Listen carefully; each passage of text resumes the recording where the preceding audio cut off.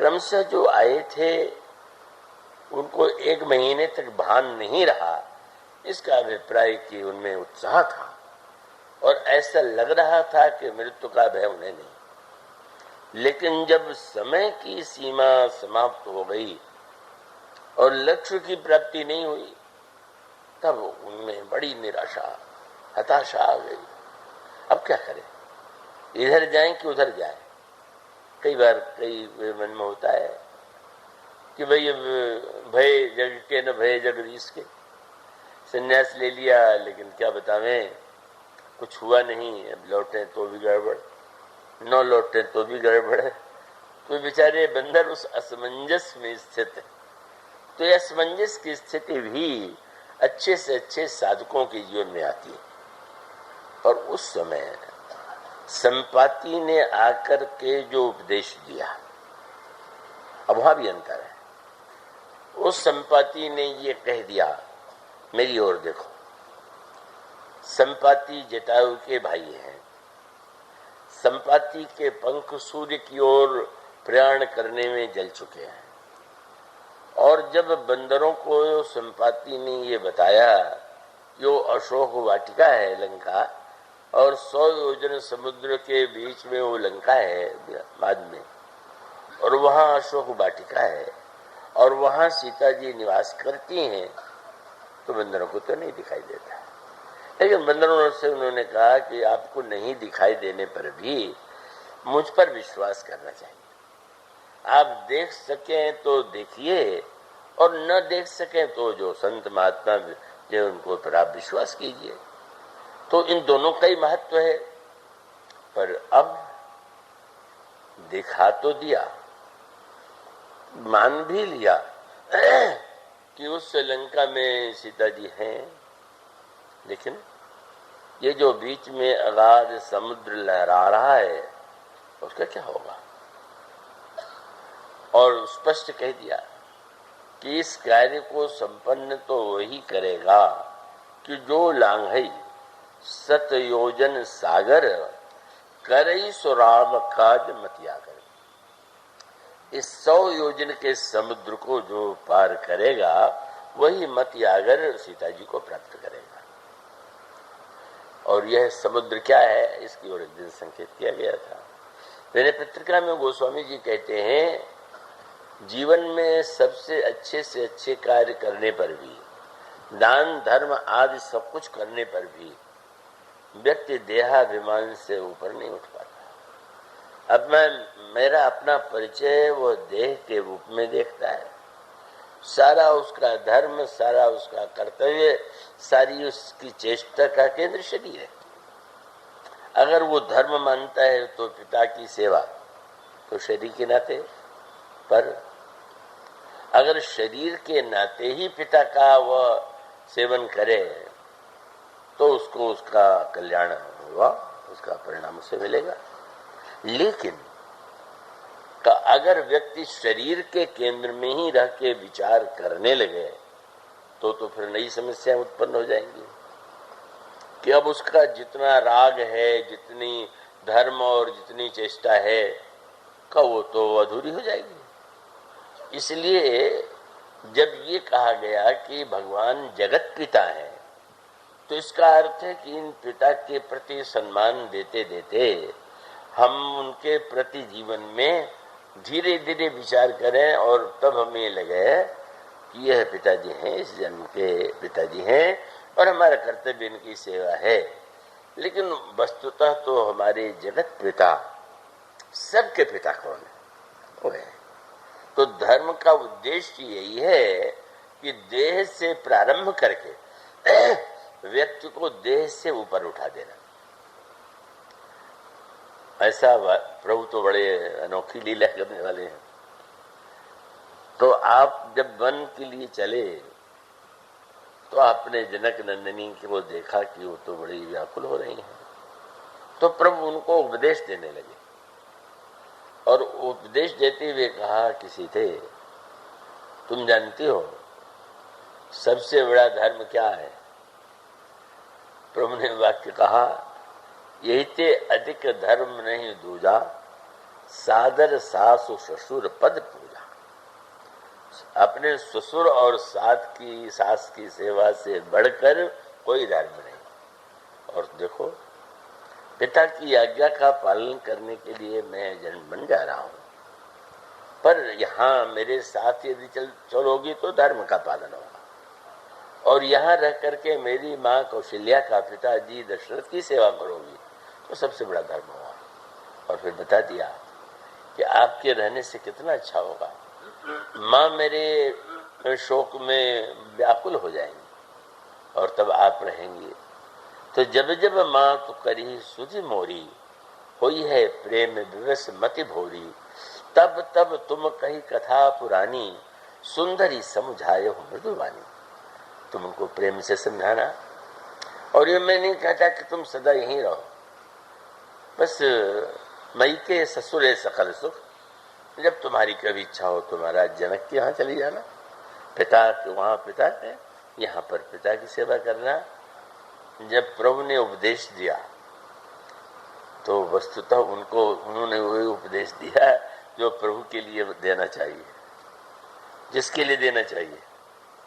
अब अगर कोई पत्नी को ये उपदेश दे कि शास्त्र में कहा है कि एक ही धर्म एक व्रत नेमा, काय वचन मम पति पद प्रेमा, शास्त्र में कह दिया है कि पति से ही मन वचन कर्म से सेवा करना पतिव्रत धर्म है, यही ते अधिक धर्म नहीं दूजा।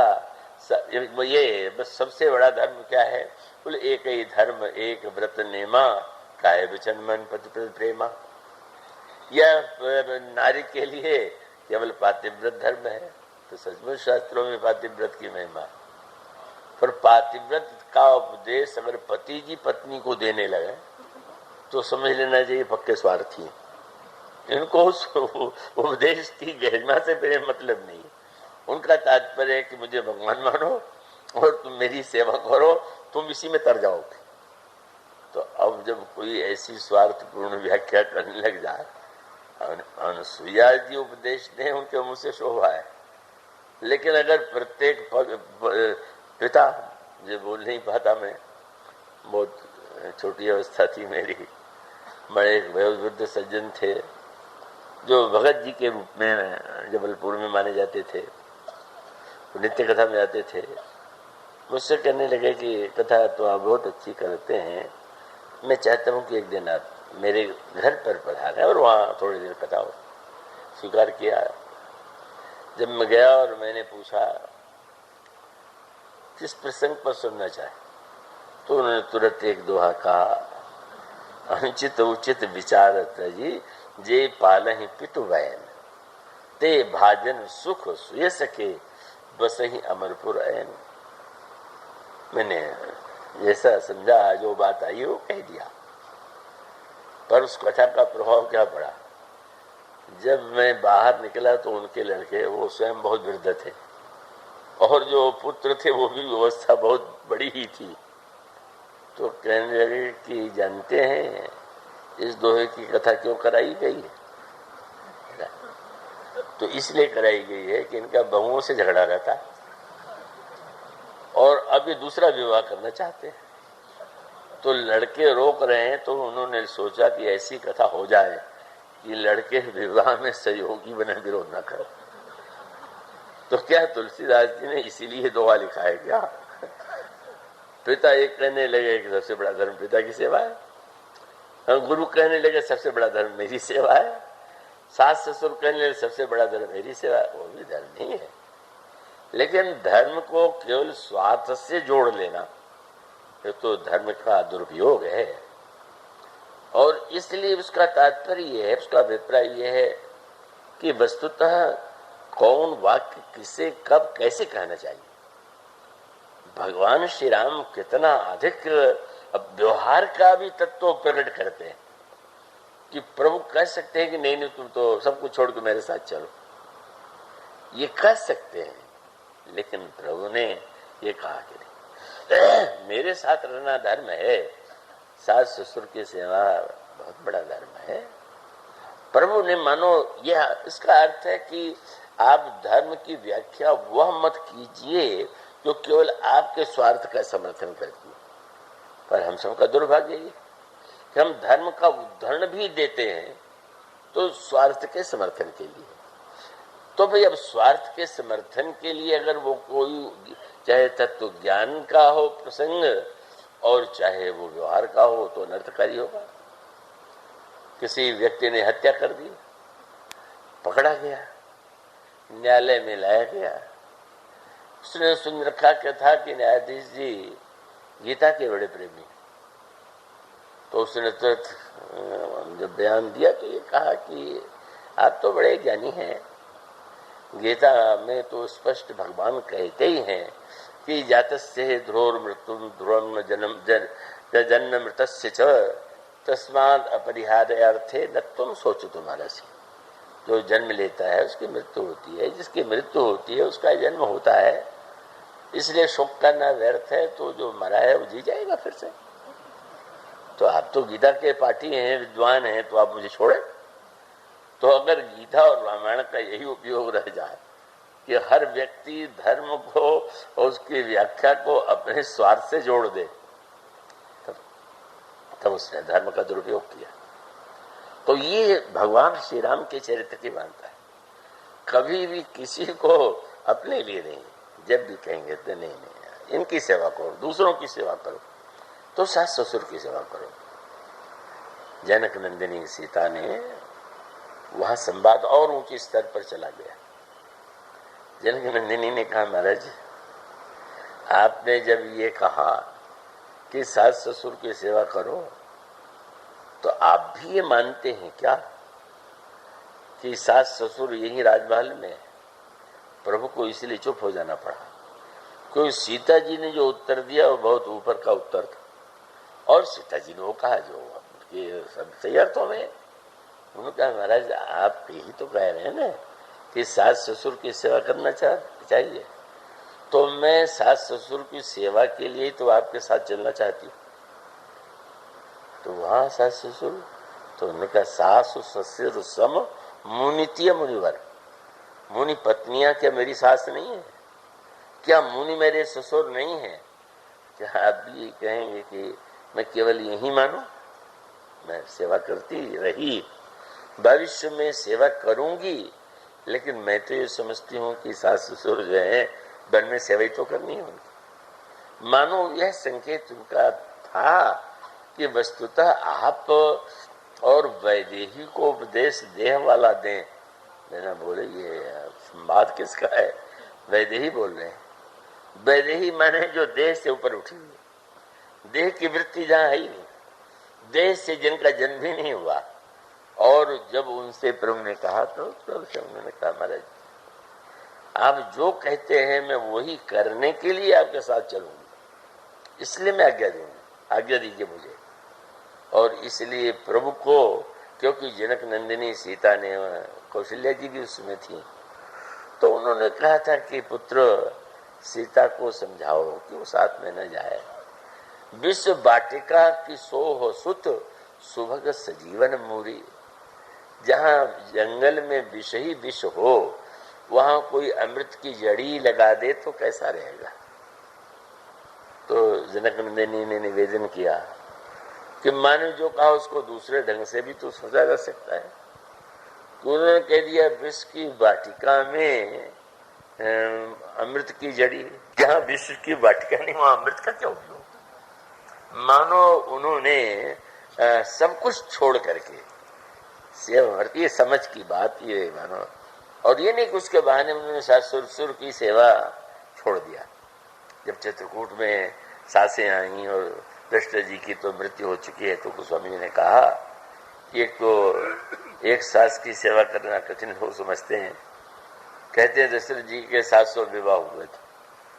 अब 700 जहां पर सासु हो, तो गोस्वामी जी लिखते हैं कि सीय सासु प्रतिवेश बनाई, सादर करे सकल सौकाई।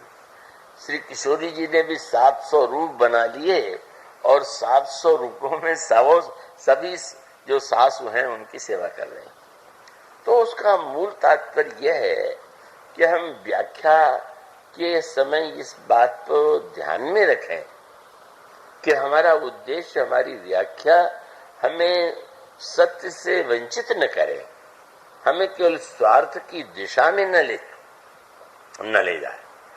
इसलिए वस्तुतः सारे प्रसंगों का रामायण का मूल तत्व और यही यहां दिखाई दे रहा है कि संपाति ने जो कुछ कहा, अब उसका उत्तर क्या होना चाहिए। कथा का जो सुनने वाले बहुत होते हैं, तो सुनने के बाद अंतर होता है ना श्रोताओं में।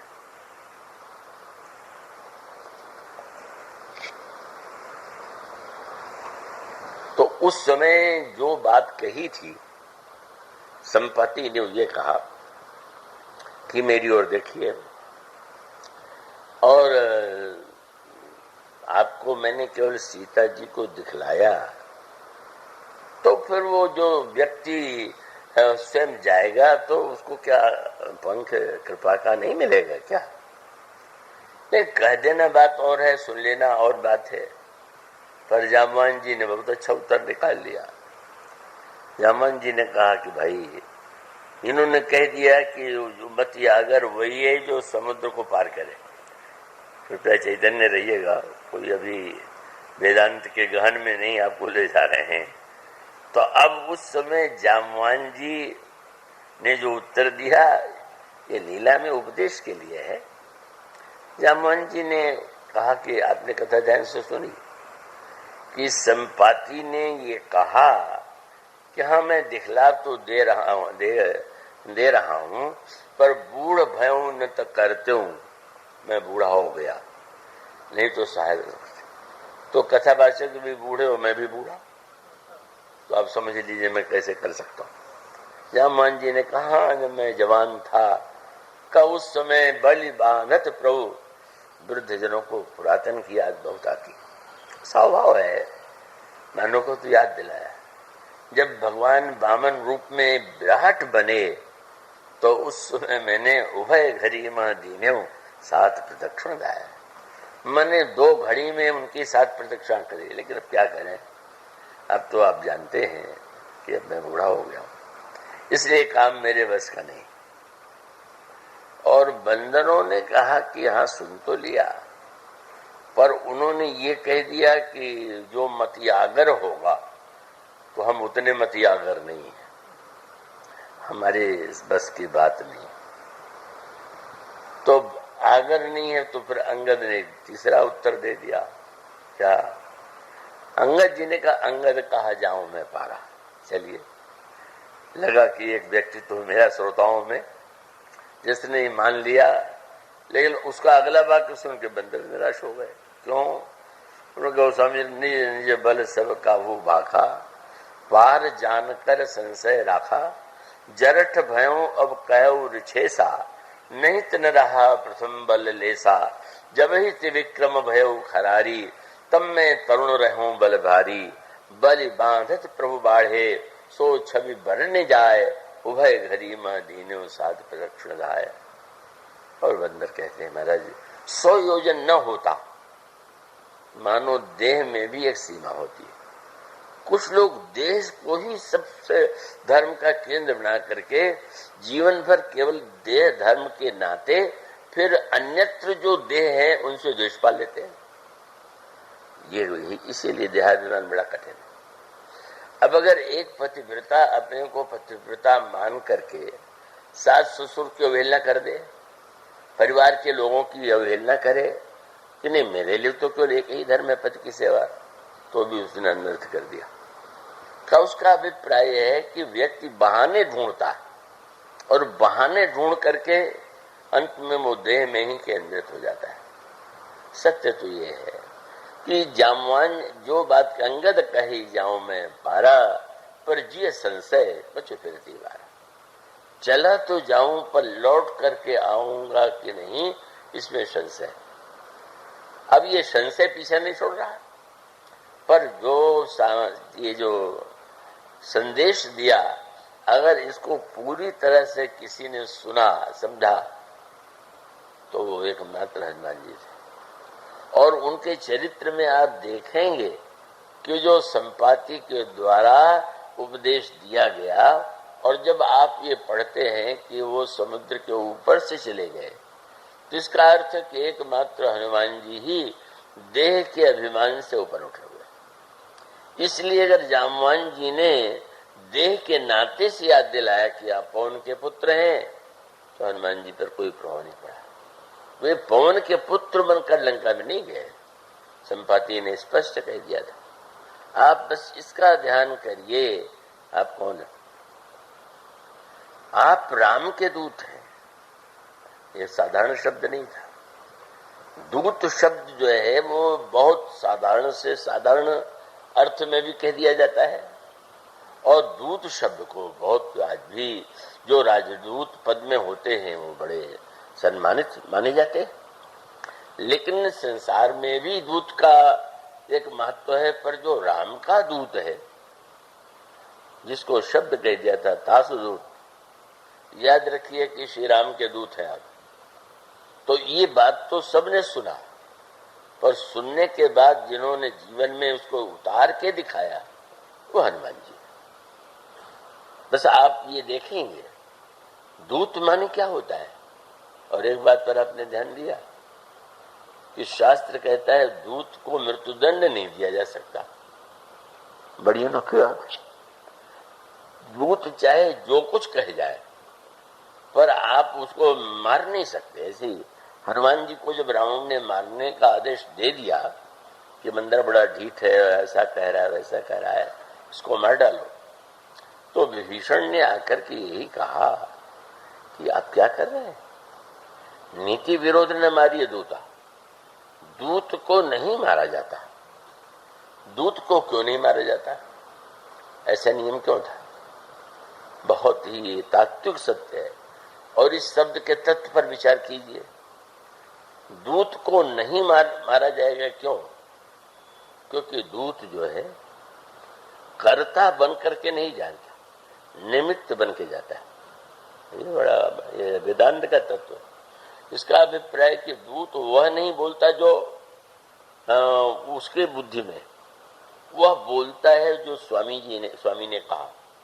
तो अगर वो स्वामी का संदेश सुनाता है तो आप उसको दंड क्यों देंगे?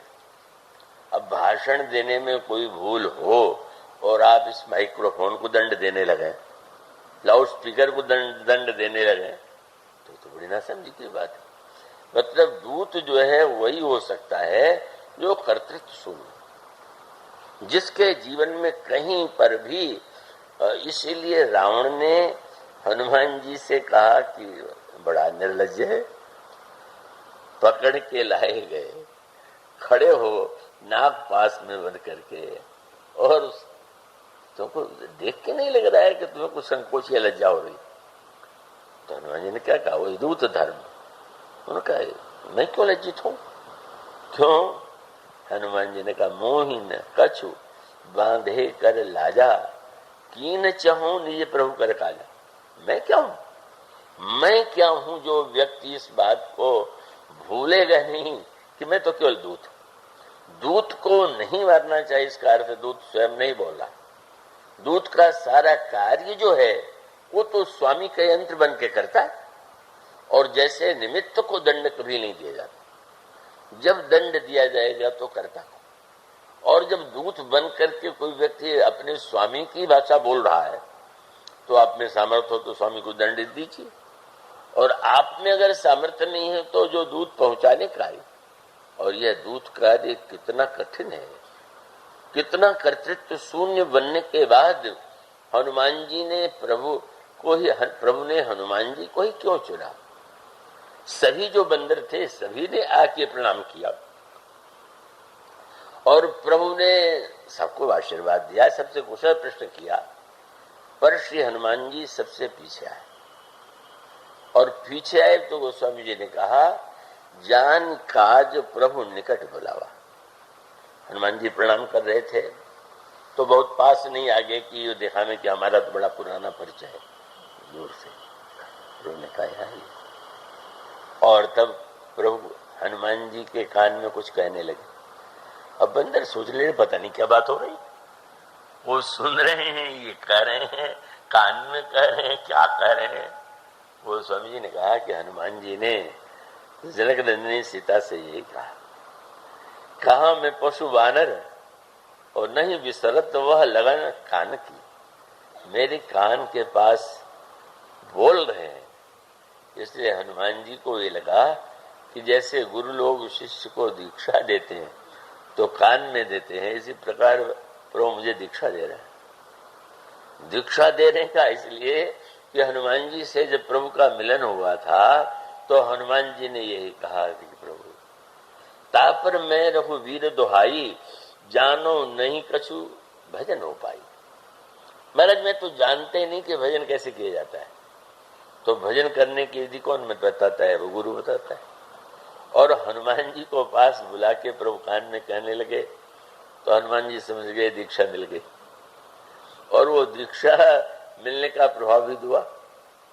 दीक्षा मिल गई और दीक्षा इसे लिखा हुआ है हनुमत जन्म सुफल करी माना। हनुमान जी को लगा कि आज मुझे जब दीक्षा मिल गई और प्रभु ने मुझे कुछ बता दिया, कह दिया, तो बस मैं धन्य हो गया। इसलिए गोस्वामी जी वहां पर लिखते हैं जन्म तो शरीर से यानी कब हुआ? अंजना के गर्भ से, पर गोस्वामी जी कहते हैं हनुमत जन्म सुफल करी माना। आज तो प्रभु ने अपना बनाया, मंत्र दे दिया और कहा हनुमान तुम्हें दूत बनाकर मैं भेज रहा हूं और तुम्हें दो कार्य करना है। क्या?